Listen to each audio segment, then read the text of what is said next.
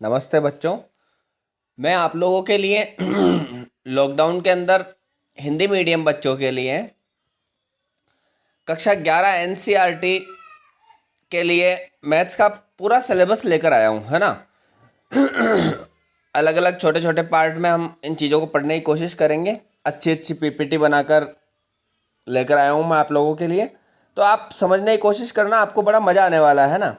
तो 11th class NCERT Hindi medium अध्याय 1 समुच्चय, जिसको इंग्लिश में बोलते हैं हम सेट्स। क्या होते हैं देखो कि बेटा सेट्स, ये अब हम इसके अंदर क्या पढ़ेंगे, हम पढ़ेंगे प्रश्नावली 1.1। प्रश्नावली 1.1 पे बेटा हम क्या पढ़ेंगे, हम पढ़ेंगे समुच्चय क्या होते हैं, पहली चीज़। दूसरी चीज़ हम पढ़ेंगे कि समुच्चय को दर्शाने के लिए किन किन विधियों का इस्तेमाल करते हैं। इसके साथ साथ ही हम 1.1 के उदाहरण पढ़ेंगे और कुछ महत्वपूर्ण बिंदुओं के बारे में अध्ययन करेंगे। ये हम फर्स्ट वीडियो के अंदर पढ़ेंगे। आई बात समझ में? थोड़ा आगे चलते हैं। तो जैसे ही हम थोड़ा आगे चले तो हमने देखा कि भैया हम सबसे पहले पढ़ने वाले हैं समुच्चय। समुच्चय क्या होता है? तो देखो बेटा, समुच्चय क्या होता है? समुच्चय वस्तुओं का सुपरिभाषित संग्रह समुच्चय होता है। अच्छा, ये बात आपको नहीं भी आई तो कोई दिक्कत वाली बात नहीं है, समझ में ध्यान से देखना। अभी आपको सुपरिभाषित शब्द को समझने की सख्त जरूरत है और ऐसे शब्द को समझने की जरूरत है जो सुपरिभाषित नहीं है। दोनों को अपन उदाहरण सहित समझेंगे, है ना। मैं एक एक चीज को बिल्कुल बारीकियों से समझाऊंगा आपको, बस ध्यान से देखते जाओ। आप देखो अब बात क्या कह रहे हैं कि सुपरिभाषित क्या है। अब देखो सुपरिभाषित होता क्या है, वैसे मैं अपनी लैंग्वेज में बताऊं आपको सुपरिभाषित क्या होता है कि वस्तुओं का ऐसा संग्रह है जिसे किसी भी व्यक्ति द्वारा कराया जाए, आपके द्वारा, मेरे द्वारा, पड़ोसी के द्वारा, किसी के द्वारा, मतलब कोई भी व्यक्ति हो चाहे वो अमेरिका में रह रहा हो, चाहे कहीं भी रह रहा हो, किसी के भी द्वारा अगर वस्तुओं का संग्रह कराया जाए तो उत्तर सबका समान आए। उत्तर सबका समान आए मतलब सब सेम उत्तर दे, है ना। तो इस प्रकार का संग्रह जो होता है वो सुपरिभाषित संग्रह होता है। बात आई समझ में कि सुपरिभाषित संग्रह क्या होता है। तो सुपरिभाषित संग्रह के अंदर बेटा सबसे पहले हम देखेंगे कि आपका अंग्रेजी वर्णमाला के सभी अक्षरों का समुच्चय। देखो अंग्रेजी वर्णमाला के सभी अक्षरों का समुच्चय तो भैया अंग्रेजी वर्णमाला के स्वरों का समुच्चय, तो अंग्रेजी वर्णमाला के सभी स्वरों का समुच्चय देखो बेटा फर्स्ट। तो इसके लिए एक बात बताओ, अगर जैसे मान लो मैं आपसे पूछूं अंग्रेजी वर्णमाला के सभी स्वरों का समुच्चय, आप क्या कहोगे? ए ई आई ओ यू। यही बात मैं किसी से ही पूछूं, हर कोई व्यक्ति क्या बताएगा? ए ई आई ओ यू। इसका मतलब क्या हुआ कि ये ऐसा संग्रह है जिसे मैं किसी भी व्यक्ति द्वारा कराऊं, चाहे वो अमेरिका का आदमी है, चाहे वो इंडिया का आदमी है, चाहे वो पड़ोसी है, चाहे वो मैं हूं, चाहे वो आप हो, आपका उत्तर एक ही होगा ना। तो इस प्रकार का जो संग्रह होगा जिसमें उत्तर हमेशा सदैव समान प्राप्त हो, तो इस प्रकार के संग्रह को हम क्या कहेंगे? सुपरिभाषित संग्रह। और यही होता है, यही समुच्चय में आएगा, है ना। समुच्चय ऐसा संग्रह जो सुपरिभाषित हो। अब देखो सेकंड, 6 से छोटी प्राकृत संख्याओं का समुच्चय। तो बेटा 6 से छोटी प्राकृत संख्याओं का समुच्चय, इसमें देखो आप क्या कहोगे? तो 6 से छोटी प्राकृत संख्याओं के समुच्चय के लिए अगर हम बात करेंगे तो हम क्या कहेंगे भाई? 6 से छोटी प्राकृत संख्या 1 2 3 4 5। तो ये देखो सबका उत्तर यही होगा ना, कुछ और तो नहीं होगा। 1 2 3 4 5 ही होगा ना। समझ में आई बेटा? 1 2 3 4 5 ही होगा, कुछ और तो नहीं होगा। जे अक्षर से प्रारंभ होने वाले सभी वर्ष के महीनों का संग्रह। तो जे अक्षर से प्रारंभ होने वाले सभी वर्ष के महीनों का संग्रह क्या होगा बेटा? जनवरी जून जुलाई होगा, क्योंकि टोटल कितने महीने होते हैं? 12 महीने होते हैं। 12 महीनों के अंदर अगर हम बात करें तो 3 महीने ऐसे होते हैं जो जे अक्षर से प्रारंभ होते हैं। आगे देखो चौथा उदाहरण, आपकी कक्षा के सभी छात्रों का संग्रह। भैया आपकी कक्षा के सभी छात्रों का संग्रह किसी से भी कराओ आप, तो वो सबका उत्तर एक ही आएगा। अगर आपकी क्लास में मान लो 50 छात्र है तो 50 छात्र का संग्रह जो है वो सेम ही होगा सबके लिए। अगर मैं प्रिंसिपल से पूछूं, टीचर से पूछूं, गार्ड से पूछूं, बाईजी से पूछूं, तो वो यही कहेंगे कि इन 50 बच्चों के लिए हमेशा यही कहेंगे कि ये 11th कक्षा के 11th क्लास साइंस बैच के स्टूडेंट का संग्रह है। यही कहेंगे ना बेटा आपकी कक्षा के बारे में। चलो 100 से कम सभी प्राकृत संख्याओं का संग्रह, मतलब 1 से 99 तक की जितनी प्राकृत संख्या है सभी 100 से कम प्राकृत संख्याओं का संग्रह है। तो किससे पूछोगे उत्तर समान ही आएगा। यही बात हो गई समझ में। इस अध्याय में आने वाले सभी प्रश्नों का संग्रह, इस अध्याय में आने वाले सभी प्रश्नों का संग्रह। तो इस अध्याय में आने वाले सभी प्रश्नों का संग्रह भी कैसा संग्रह है? जिससे पूछो उत्तर समान ही बताएगा आपको। बात आई समझ में? नहीं आई बेटा? आशा कर रहा हूँ आ रही होगी बात समझ में। अब देखो आगे क्या है, आगे है अब मैं आपको ऐसे संग्रह के बारे में समझाना चाहता हूं कि जो सुपरिभाषित ना हो, क्योंकि हमने सुपरिभाषित तो समझ लिया भाई क्या होता है, लेकिन ऐसा संग्रह भी तो होता है जो सुपरिभाषित नहीं है। तो उसको समझने के लिए देखो बेटा क्या बात है कि ऐसा संग्रह जो सुपरिभाषित ना हो, ऐसा संग्रह जो सुपरिभाषित ना हो, तो इसको समझो आप, ये लाइन क्या लिखी हुई है कि ऐसा संग्रह जो सुपरिभाषित ना हो, तो वो कैसा संग्रह होता है, उसमें अगर क्या हो रहा है बेटा, व्यक्ति की पसंद नापसंद भावनाओं पर उत्तर निर्भर करता हो, अर्थात उत्तर अलग अलग हो सकते हैं, उत्तर समान नहीं होंगे, उत्तर मेरी पसंद नापसंद पर निर्भर करेगा, आपका उत्तर आपकी पसंद नापसंद पर निर्भर करेगा, आपकी भावनाओं पर निर्भर करेगा, आपके विचारों पर निर्भर करेगा। उदाहरण के लिए देखते हैं हम, जैसे पहला देखो, विश्व के सर्वश्रेष्ठ 5 बल्लेबाजों का संग्रह। बेटा विश्व के सर्वश्रेष्ठ 5 बल्लेबाजों की संग्रह की अगर मैं बात करूंगा तो आप खुद बताओ कि विश्व के 5 सर्वश्रेष्ठ बल्लेबाजों की बात करूंगा तो आपके लिए 5 बल्लेबाज कैसे हो सकते हैं? धोनी हो सकता है, विराट कोहली हो सकता है, सचिन तेंदुलकर हो सकता है, मेरे लिए हो सकता है इसके अलावा कुछ और हो, क्रिस गेल हो मेरे लिए, आपके लिए कुछ और हो, तो 5 आपके लिए कुछ और, रिकी पॉन्टिंग हो सकता है, शाहरुख गांगुली हो सकता है, इरफान पठान हो सकता है, कुछ भी हो सकता है बेटा, हर किसी के लिए अलग अलग हो सकते हैं ना। तो इस प्रकार के जो संग्रह है ना वो सुपरिभाषित संग्रह नहीं है और वो समुच्चय के अंतर्गत नहीं आएंगे, है ना। मुझे आपको अभी ये पहचान करना जरूरी है कि सुपरिभाषित संग्रह किस प्रकार के होते हैं और जो सुपरिभाषित नहीं होते हैं वो संग्रह किस प्रकार के होते हैं। सेकंड देखो बेटा क्या बात कह रहा हूं मैं आपको, सेकंड कह रहा हूं विश्व के 5 खतरनाक जानवरों का संग्रह। अरे भैया विश्व के 5 खतरनाक जानवरों की बात करूंगा तो विश्व के 5 खतरनाक जानवर तो आपके लिए अलग हो सकते हैं, मेरे लिए अलग हो सकता है मैं छिपकली से डर जाऊं, हो सकता है आप छिपकली से नहीं डरो, आप तो मगरमच्छ से भी नहीं डरो, आप तो शेर से डर जाओ, और हो सकता है मैं शेर को पाल लूं। तो सबके लिए 5 अलग अलग भाई 5 जानवरों का संग्रह अगर मैं कहूं तो 5 खतरनाक जानवर, आपके लिए कुछ और हो सकता है, मेरे लिए कुछ और हो सकता है, किसी के लिए कुछ और हो सकता है, हर व्यक्ति के लिए, किसी के लिए डायनासोर खतरनाक है तो किसी के लिए शेर खतरनाक है तो किसी के लिए छिपकली खतरनाक है। आई बेटा बात समझ में? आगे चलते हैं थोड़ा सा, देखो ध्यान से देखना आगे बात क्या है। क्वेश्चन नंबर 3, क्या 3 इसका एग्जाम्पल 3। तो एग्जाम्पल 3 कह रहा है विश्व के 5 प्रतिभाशाली लेखकों का संग्रह। अब विश्व के 5 प्रतिभाशाली लेखक तो देखो बेटा सबके लिए अलग अलग हो सकते हैं ना, हो सकता है मेरे लिए तुलसीदास जी बढ़िया है तो आपके लिए मुंशी प्रेमचंद बढ़िया है, किसी के लिए कोई बढ़िया है, किसी के लिए कोई बढ़िया है, तो हर किसी के लिए अलग अलग हो सकता है बेटा। आई बात समझ में बेटा जी? अब देखो ध्यान से, मोस्ट इंपोर्टेंट बात पे पहुंच चुका हूं मैं। वस्तुओं को दर्शाने, समुच्चय को दर्शाने के लिए इस संकेत का प्रयोग करते हैं हम, इसका प्रयोग करते हैं, समझ में आई? मतलब मंजिला ब्रैकेट जो होता है ना, इसका प्रयोग करते हैं। और कैसे दर्शाएंगे? ऐसे AEIOU। तो ये कौन सा संग्रह हो गया? ये हो गया अंग्रेजी वर्णमाला के स्वरों का समुच्चय। तो AEIOU ये हो गया अंग्रेजी वर्णमाला के स्वरों का समुच्चय। प्रथम 5 प्राकृत संख्याओं का समुच्चय, 6 से छोटी प्राकृत संख्याओं का समुच्चय, तो ये हो गया। अब ये कौन सा संग्रह है बेटा? ये प्राकृत संख्याओं का समुच्चय है, क्योंकि 1 2 3 4 फिर लगातार चलती जा रही है ना, इस तरह से। ये पूर्ण संख्याओं का समुच्चय हो गया। आप जानते हो 0 से प्रारंभ होकर अनंत तक चलती हुई पूर्ण संख्याएं होती है। आई बेटा बात समझ में? आगे देखो, समुच्चय को दर्शाने या निरूपित करने की 2 विधियां होती है। समुच्चय को दर्शाने और निरूपित करने के लिए हम 2 विधियों का इस्तेमाल करते हैं, मतलब समुच्चय को हम 2 विधियों के द्वारा दर्शाते हैं। एक तो ऐसे ही, जैसे मैंने अभी आपको ये बताया है, ऐसे दर्शाते हैं समुच्चय को, ऐसे ऐसे ऐसे, है ना। तो ये तो रोस्टर फॉर्म, पता है क्या?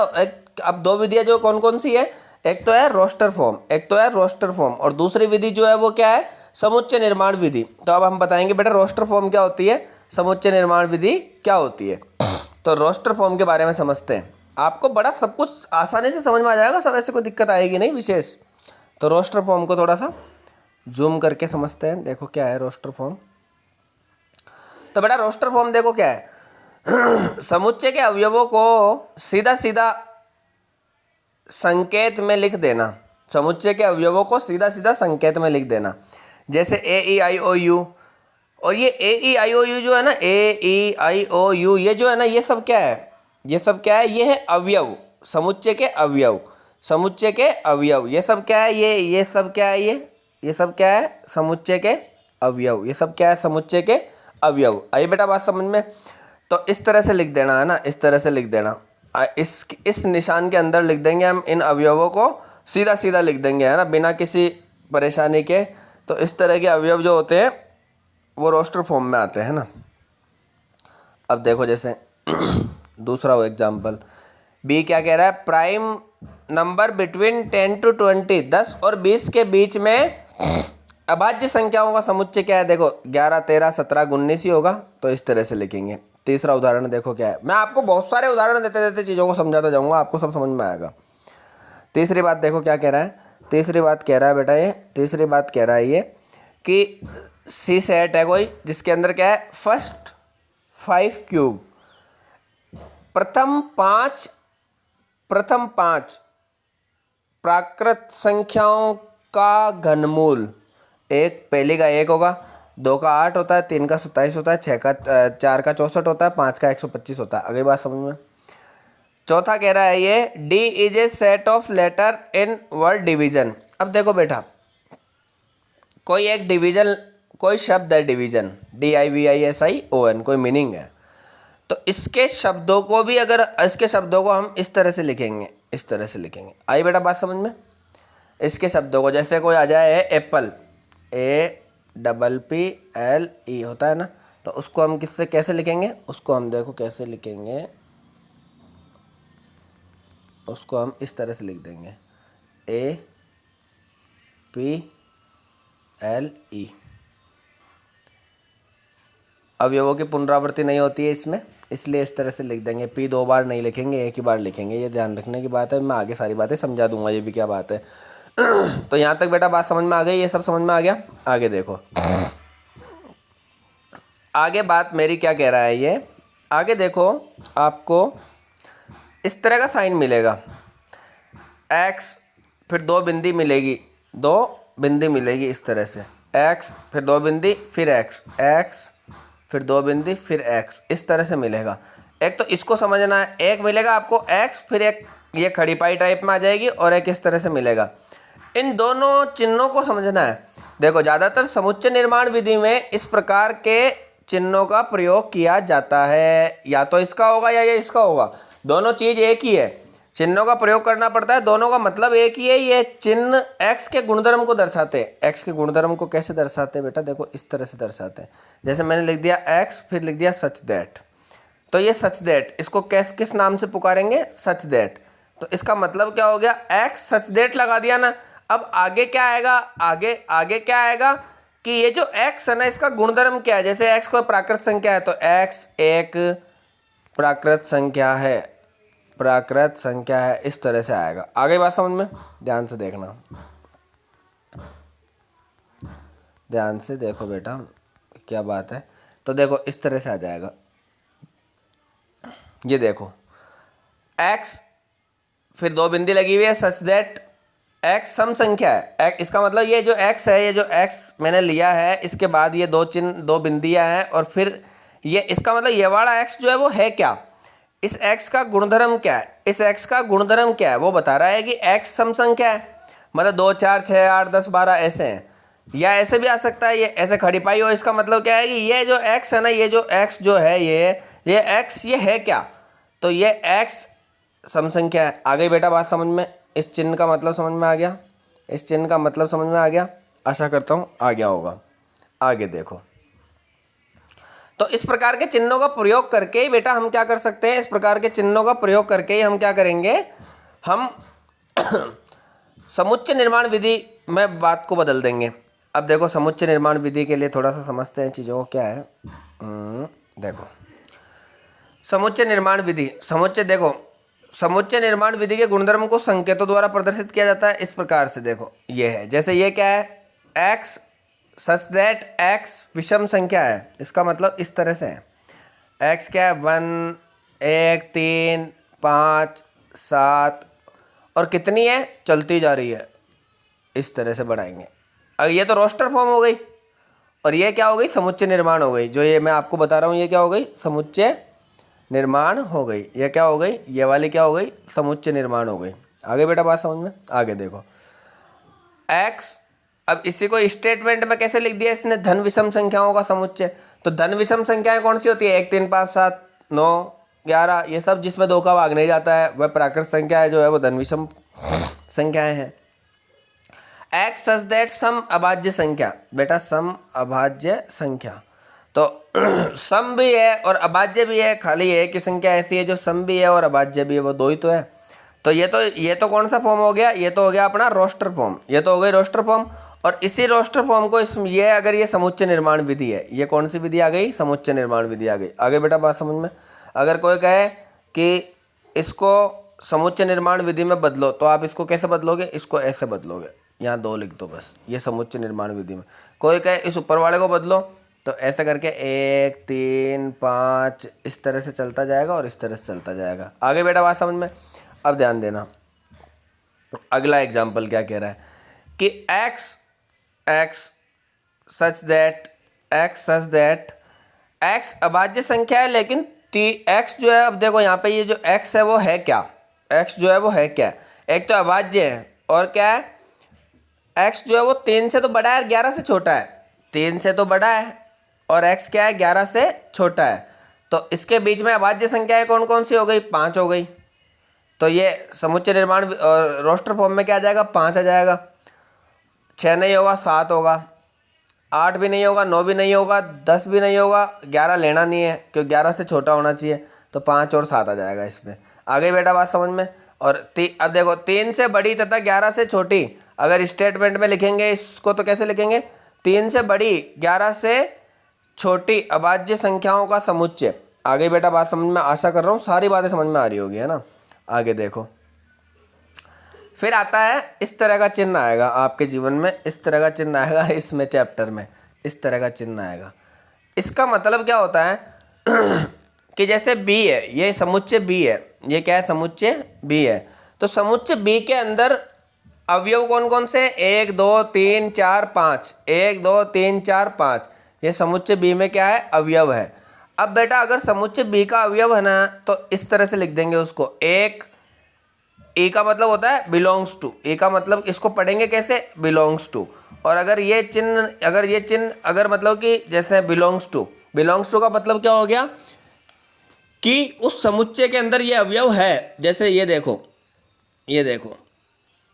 ये क्या कह रहा है कि एक बिलोंग्स टू बी, इसका मतलब क्या है, इसका मतलब है कि एक समुच्चय बी में विद्यमान है, 5 समुच्चय बी में विद्यमान है। अब ये कह रहा है 0, भाई 0 है क्या बी में, बी में 0 नहीं है ना, 1 2 3 4 5 है, 0 नहीं है ना, तो बी में 0 नहीं है। तो अब 0 नहीं है तो, और अगर हमको बताना है तो कैसे बताएंगे, तो 0 इज नॉट बिलोंग टू, इसका मतलब क्या है, is not belongs to B. इसका मतलब क्या हो गया कि समुच्चय बी के अंदर 0 विद्यमान नहीं है, समुच्चय बी के अंदर 0 विद्यमान नहीं है। आई बेटा बात समझ में। अब 6 के लिए देखो, 6 के लिए क्या कह रहा है ये कि 6 जो है वो समुच्चय बी का अवयव नहीं है, 6 समुच्चय बी का अवयव नहीं है, तो इसको इस प्रकार दर्शाया गया है। बेटा ऐसे कोई नहीं पढ़ाएगा जैसे पढ़ा रहा हूँ, बहुत अच्छे से पूरी चीज़ें एक एक बात समझाऊंगा, एक एक एग्जाम्पल दूंगा, ध्यान से देखते जाओ। थोड़ा सा और देखो आगे क्या है, समुच्चय में अवयवों की पुनरावृत्ति नहीं होती है। अभी मैंने आपको बताया था समुच्चय में अवयवों की पुनरावृत्ति नहीं होती है। यहाँ से आप देखो बात को कि समुच्चय में अवयवों की पुनरावृत्ति नहीं होती है, यहाँ से समझ में आ जाएगा। जैसे कोई समुच्चय है उसमें अवयव इस तरह से है कि 2 बार है, 3 2 बार है, 1 1 बार है, तो हम उसको ऐसे लिख देंगे 1 2 3, है ना। जैसे कोई एप्पल की स्पेलिंग है APPLE। अब इसको अगर मुझे रोस्टर फॉर्म में या समुच्चय निर्माण में लिखना है तो मैं कैसे लिखूंगा, रोस्टर में P लिखूंगा, A की बार P कॉमा लगाना पड़ता है, APLE। अब देखो, जब तो मैं आपको बार बार बोल रहा था कि इसमें क्या नहीं हो रहा है, समुच्चय में अवयवों की पुनरावृत्ति नहीं होती है। मोस्ट इंपॉर्टेंट बात है, ध्यान देने की योग्य बात है, इस बात को अच्छे से समझ लेना। इसको हम ऐसे नहीं लिख सकते हैं, ऐसे नहीं लिख सकते हम इसको हमें ऐसे ही लिखना पड़ेगा। अगर कोई समुच्चय में 1 2 3 है तो 1 2 3 को ऐसे ही लिखना पड़ेगा। अब 1 चाहे 10 बार है तो उसको 1 ही बार लिखेंगे समुच्चय में। आगे बेटा बात का समझ में, आशा करता हूँ आ गई होगी। अब हम देखेंगे उदाहरण के अंदर देखो, पहला उदाहरण दिखाता हूँ मैं आपको कि पहला उदाहरण क्या कह रहा है ना। ज़्यादा लंबा वीडियो बन जाएगा इसलिए फटाफट करते हैं पूरा इसको, कि पहला उदाहरण क्या कह रहा है। पहला उदाहरण कह रहा है कि समीकरण x² - x - 2 = 0 का हल समुच्चय रोस्टर रूप में लिखिए। तो सबसे पहले क्या करेंगे, इसके गुणनखंड करते हैं हम, इसके गुणनखंड करें, इस तरह से इसके गुणनखंड करें। तो ये दिया हुआ है अब इसके गुणनखंड क्या होंगे, 2x² गुणा करे तो 2x² आना चाहिए माइनस के, और जोड़े तो ये बीच वाला नंबर आना चाहिए। तो इस तरह से हो जाएंगे इसके गुणनखंड। तो ये इस तरह से गुणनखंड कर लिए हमने, इस तरह से गुणनखंड कर लिए, x² + 2x - x - 2, x common ले लिया इसमें से और इसमें से कॉमन ले लिया, तो x कॉमन ले लिया। इस तरह से x का मान क्या आ गया, यहाँ तक आपको समझ में आ गया होगा। फिर देखो x का मान क्या आ गया, -2 और 1 आ गया ना। तो इसका मतलब x के मानों को मैंने, अब मुझे ये किस फॉर्म में लिखना है, रोस्टर रूप में लिखना है। किस रूप में लिखना है, रोस्टर रूप में लिखना है। तो मैंने इस तरह से लिख दिया इसको। आगे बेटा बात समझ में, आशा करता हूँ आ गया होगा पूरा क्वेश्चन समझ में, बात क्या है ना। फिर मैं आपको PDF भी डाउनलोड कर लेना, आप मैं आपको दे दूंगा, आप मेरे को बता देना, अपने सब कुछ मिल जाएगा आपको, PDF सब मिल जाएगी, टेंशन मत लेना, है ना। एग्जाम्पल सेकंड देखो क्या है, समुच्चय समुच्चय देखो कितना इजी है चैप्टर, ये दिखाना चाह रहा हूँ मैं आपको कि समुच्चय है x सच दैट x एक धन पूर्णांक है। समझ गए ना, x का ये गुणधर्म क्या है कि x एक कैसा है, धन पूर्णांक है। और क्या है, x धन पूर्णांक है, साथ साथ में क्या है, x² < 40, मतलब x² जो है वो क्या है, 40 से छोटे छोटे स्क्वायर वाले नंबर आएंगे इसमें। मतलब इसके अंदर जो आएंगे अवयव वो किस प्रकार के होंगे, 40 से छोटे छोटे स्क्वायर वाले नंबर। बताओ कौन से होंगे, 1 होगा, 2 होगा, 3 होगा, क्योंकि 3 का वर्ग करोगे तो कितना आएगा, 3 का वर्ग करोगे तो आएगा 9। इसी प्रकार 4 भी होगा, 5 भी होगा, 6 भी होगा, 6 चंका 36, 7 नहीं होगा। इस प्रकार देखो ऐसे होंगे ना, क्योंकि प्रश्नानुसार कह रहा है x एक धन पूर्णांक संख्या है जिसका वर्ग 40 से कम होना चाहिए। कैसी संख्या है x की जिसका वर्ग 40 से कम होना चाहिए। तो इस प्रकार ये आ जाएगा रोस्टर रूप उसका, कि इस प्रकार 1 2 3 4 5 6 आ जाएगी, है ना। और उसके अलावा कोई संख्या नहीं ले सकते। चलो तो बेटा आगे देखो क्या कह रहा है ये। एग्जाम्पल नंबर 3, ये कह रहा है कि कोई समुच्चय है A, कोई समुच्चय है A, कोई समुच्चय है, क्या कह रहा है बेटा, कोई समुच्चय है A इस तरह से, जिसमें 1 4 9 16 25। इसका मतलब क्या हो गया, देखो सभी प्राकृत संख्याओं का वर्ग है ये भाई। तो इसको क्या करना है अपने को, समुच्चय लिखा हुआ है ये, थोड़ी सी यहाँ पे देख लेना, समुच्चय निर्माण रूप में लिखना है इसको। किस में लिखना है, समुच्चय निर्माण रूप में लिखना है। प्रश्नानुसार समुच्चय A के सभी अवयव प्राकृत संख्याओं के वर्ग के रूप में है। देख लो, प्रश्नानुसार सभी अवयव किस रूप में, प्राकृत संख्याओं के वर्ग के रूप में है। सभी प्राकृत संख्याएं वर्ग के रूप में। अब हम अवयवों को x मानकर समुच्चय का निर्माण रूप लिखेंगे। तो किस प्रकार लिखेंगे, देखो इस प्रकार लिख देंगे कि x, अब x देखो चिन्ह लगा दिया, फिर x, फिर ये आ गया सच दैट का चिन्ह। सच दैट का मतलब क्या हो गया कि x जो है वो है क्या, x बराबर क्या है, n² है। n² क्या है, n सभी प्राकृत संख्या है, जहाँ n सभी प्राकृत संख्या। इस तरह से ये हो गया समुच्चय निर्माण विधि हो गई। बेटा आई बात समझ में, ये क्या हो गई, समुच्चय निर्माण विधि हो गई। आशा कर रहा हूँ समझ में आ रही होगी, है ना। इस प्रकार लिख देंगे इसको, है ना, कि x क्या है, सच दैट x बराबर n² है। x जो है वो क्या है, n² है। n² का मतलब 1 का स्क्वायर, 2 का स्क्वायर, 3 का स्क्वायर, 4 का स्क्वायर, 5 का स्क्वायर, इस तरह का है। और है कहाँ तक जाएगा ये, प्राकृत संख्या क्या होती है, 1 से अनंत तक चलती है ना, इस तरह से ये कहाँ तक जाएगा, 1 से अनंत तक जाएगा, प्राकृत संख्या ये है। चौथा देखो बेटा क्या कह रहा है, चौथा देखो क्या कह रहा है, आगे चलो, चौथा देखो क्या कह रहा है ये। चौथा कह रहा है ये कि समुच्चय, अब की बार क्या दिया हुआ है कोई, अब देखो थोड़ा सा बड़ा कर दिखाता हूँ मैं आपको। देखो क्या दे रहा है ये, समुच्चय। अब देखो समुच्चय के अंदर इस तरह के अवयव दिए हुए 1/2, 2/3, 3/4, 4/5, 5/6, 6/7 को समुच्चय निर्माण रूप में लिखो। सबसे पहली बात तो प्रश्न क्या कह रहा है, प्रश्न कह रहा है कि ये जो समुच्चय निर्माण, ये रोस्टर फॉर्म है, अपने को इसको किस में निर्माण, समुच्चय निर्माण विधि में बदलना है। तो रोस्टर फॉर्म से मुझे ये क्या दिख रहा है, मुझे ये दिख रहा है कि ये रोस्टर फॉर्म किस तरह की है कि इसके अंदर अंश बटा हर, अंश बटा हर, अंश बटा हर के अंदर अवयव है। ये जो अवयव है सब क्या है, अंश बटा हर में है, इस तरह से अवयव है ये। अब बात क्या कह रहा है कि जो अवयव है इसके अंदर क्या है कि अंश जो है वो क्या है, प्रथम 6 प्राकृत संख्या है, 1 2 3 4 5 6 दिख रही है, 1 2 3 4 5 6, 6 प्राकृत संख्याएं दिख रही है। और हर जो है वो क्या है, हर जो है वो क्या है, प्रथम 6 प्राकृत संख्याओं के अंदर एक जोड़ने पर एक अधिक जुड़कर दर्शाया गया है। जैसे पहली में एक अधिक जुड़ा 2 3 4 5 6 7, इस तरह से है। इसका मतलब ये है क्या, इस तरह से भी तो है, ये ऊपर तो प्राकृत संख्या है, नीचे क्या है, प्राकृत संख्या में एक अधिक है, इस तरह से है ना। पहली बात तो अब इस तरह से है ना, ये सारी चीज़ें, ये बात आगे समझ में। तो इस तरह से है, तो देखो इस तरह से लिख दिया मैंने कि x क्या है, इस तरह का है, इस तरह का है। अब x है क्या x जो है वो 1 से 6 के बीच में ही तो है, तो x n क्या है भाई, n मैंने मान लिया वो n प्राकृत संख्या है, n एक क्या है प्राकृत संख्या है, ये n एक प्राकृत संख्या है, ठीक है। अब ये n जो है वो है क्या भैया, n जो है वो 1 से 6 के बीच में है, 1 भी साथ में है 6 भी साथ में है, तो बराबर का चिन्ह भी लगा हुआ है। आ गई बेटा बात समझ में, आशा करता हूँ आ गई होगी। इस तरह से देखो आ गई बेटा बात समझ में, कि ऊपर क्या है 1 2 3 4 5, जैसे देखो ऐसे ही तो है, ये x है, फिर इस तरह से सचदेट का साइन हो गया। अब इस x की प्रवृत्ति, फिर ये वाला चिन्ह लगा देंगे, x की प्रवृत्ति कैसी होगी, x एक प्राकृत संख्या की तरह है, 1 2 3 4 5 6, तो ऊपर n आ गया। तो पहले तो ये लिख देंगे कि ये x जो x बराबर किस तरह से है, x एक प्राकृत संख्या के रूप में, और नीचे क्या लिख देंगे। अब क्या होगा, ऊपर जैसे 1 2 3 4 5 6, नीचे क्या है 1 जुड़कर है, तो प्राकृत संख्या में 1 जुड़कर है, इस तरह से 1 जुड़कर है। आगे बात समझ में, ये आगे बात समझ में इस तरह से है।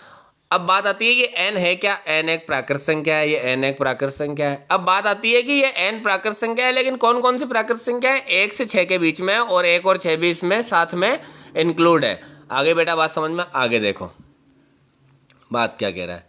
इसी प्रकार क्या करना है अब आपको, बहुत ही अब फटाफट कर लेते हैं अपन। बाईं और रोस्टर रूप में वर्णित, ये कौन सा है, उदाहरण 5वां है ना। क्या कह रहा है, बाईं और रोस्टर रूप में निर्मित इस प्रकार दाईं और समुच्चय निर्माण रूप में, इनको अपने को मिलान करना है, कुछ भी नहीं करना है, इनको क्या करना है, मिलान करना है। अब जैसे प्रिंसिपल है, ये देखो प्रिंसिपल वाला शब्द है ना, तो PRINCAL है ना, इस तरह से है ये शब्द जो है वो किससे जुड़ रहा है, डी से जुड़ रहा है ना,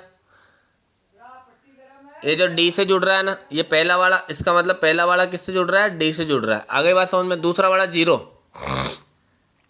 तीसरा वाला 1 2 3 6 9 18, ये किससे जुड़ रहा है, ये देखो आप। चौथा वाला देखो 3 - 3 किससे जुड़ रहा है, इस तरह से आपको जोड़ना है ना। तो ये वाला प्रश्न आप खुद कर लेना, आपको समझ में आ रहा होगा कि जैसे मैंने पहला बता दिया आपको ये किससे जुड़ रहा है, बाकी आप जोड़ जोड़ के देखते रहना कि ये किस किस से जुड़ रहे हैं। आई बेटा बात समझ में। अब ये एक है इंपॉर्टेंट पॉइंट्स, इंपॉर्टेंट पॉइंट्स देखो क्या क्या है। तो इंपॉर्टेंट पॉइंट्स में देखो सबसे पहले क्या दी हुई है, प्राकृत संख्याओं का समुच्चय दिया हुआ है। तो प्राकृत संख्याओं का समुच्चय आपको समझ में आ रहा होगा क्या है बेटा, प्राकृत संख्याओं का समुच्चय, ठीक है ना।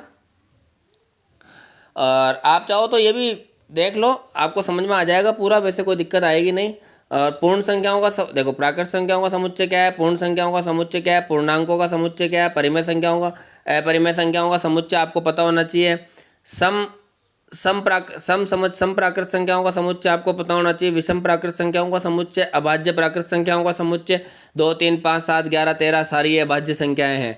अभाज्य संख्याएं क्या होती है, जिनके 2 ही गुणनखंड होते हैं, एक और वो स्वयं खुद, जिसका 2 में ही भाग जाता है। जैसे 2 है, अब 2 का किस में भाग जाएगा, या तो 1 में जाएगा, 1 का सब में जाता है, या इसका खुद में ही जाएगा, इसके वही अभाज्य संख्याएं। भाज्य संख्याएं क्या होती है, इस प्रकार 2 जिसमें 2 से ज़्यादा भाग जाए वो भाज्य संख्याएं होती है। बेटा बात आई समझ में। और जैसे मैं अभी ये बता रहा था, प्रिंसिपल वाला जो है वो किससे जुड़ेगा, प्रिंसिपल से जुड़ेगा। अब 0 की बात करते हैं तो 0 देखो, 0 इससे 0 बन रहा है ना, ये x जो है ये इधर आ जाएगा 1, तो x बराबर क्या आ जाएगा, 1 - 1 0, इसका मतलब ये 0 किससे जुड़ रहा है, इससे जुड़ रहा है। फिर आ रहा है 1 2 3 4, 1 2 3 6 9 18, तो 1 2 3 6 9 18 ए से जुड़ रहा है ना, धन पूर्णांक है, 18 के भाजक है, ये 18 के भाजक है ना ये। आई बेटा बात समझ में, इस तरह से इससे जुड़ रहा है, बाकी जो बच गया जो किससे जुड़ेगा, कि 3 और -3 की बात कर रहा है, तो 3 और -3 तो इससे जुड़ेगा ना। आगे बेटा बात समझ में, इस तरह से आप क्या करोगे, जोड़ लोगे। अब लास्ट बात क्या कह रहा है, लास्ट बात how to write a set. तो ये तो समुच्चय का नाम होता है, सेट, नेम ऑफ सेट, मतलब ये देखो ये समुच्चय का नाम है, और ये बराबर का चिन्ह है, इक्वल साइन मतलब बराबर का चिन्ह है, और इनको अवयव कहते हैं, जिसको सेपरेटली कोमा में लिखते हैं, जैसे 1 2 3 इस तरह से, है ना। ये आगे बात समझ में। आशा करता हूँ पूरा जो मैंने पढ़ाया सब आपको समझ में आया होगा ना। तो बेटा एक विशेष बात का ध्यान रखना है कि सबसे पहले आपको सब्सक्राइब करना है, फिर बेल आइकन दबाना है, फिर लाइक भी करना है, शेयर भी करना है, कमेंट्स भी करना है। ये बेटा करना जरूरी क्यों है, क्योंकि अपना क्या चैनल नया है, तो अपना नया चैनल है, तो इसको अपन सब्सक्राइबर लाइक वाइक करेंगे, तो थोड़ा इसको पहले पुराना बनाओ, इस पर थोड़े और क्या है कि ज़्यादा से ज़्यादा लोग जुड़ेंगे, ज़्यादा से ज़्यादा लोग पढ़ेंगे, आपको समझ में आया और सबको समझ में आएगा, उन बच्चों को भी समझ में आएगा जो बच्चे क्या कहते हैं इसको फीस दे के नहीं पढ़ पाते बेचारे, उनको भी समझ में आएगा। तो सबको मज़ा आना चाहिए, जब आपको मज़ा आ रहा है तो क्योंकि बेटा क्या है कि अभी आपको पता है कोरोना चल रहा है, तो मैं चाहता हूँ कि मेरी बात सब तक पहुँचे, इसलिए आपसे हाथ जोड़ के निवेदन है, कृपया करके मेरा वीडियो सब तक शेयर करें। बहुत बहुत धन्यवाद।